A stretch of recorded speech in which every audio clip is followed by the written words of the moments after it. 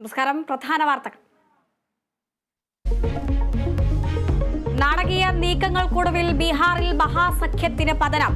NDA പാളയത്തിലെത്തിയ Nitish Kumar മുഖ്യമന്ത്രിയായി സത്യപ്രതിജ്ഞ ചെയ്തു.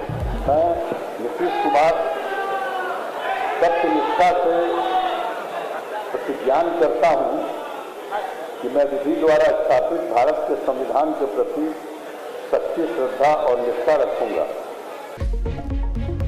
രണ്ട് ഉപമുഖ്യമന്ത്രി സ്ഥാനങ്ങൾ ബിജെപിക്ക്. കോൺഗ്രസിൽ പ്രതിസന്ധി രൂക്ഷം.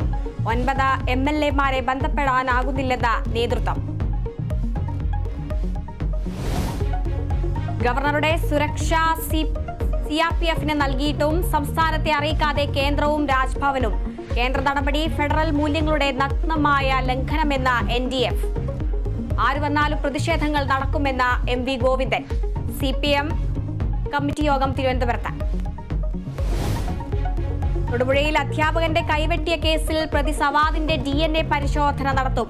കോടതിയിൽ അപേക്ഷ നൽകാൻ NIA തീരുമാനം.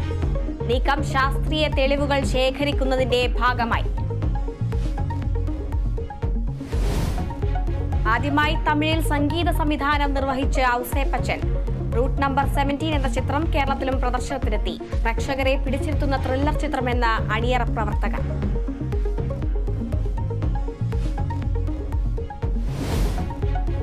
ഹൈദരാബാദ് ക്രിക്കറ്റ് ടെസ്റ്റിൽ ഇന്ത്യക്ക് തോൽവി. ഇംഗ്ലണ്ടിന്റെ ജയം 28 റൺസിന്.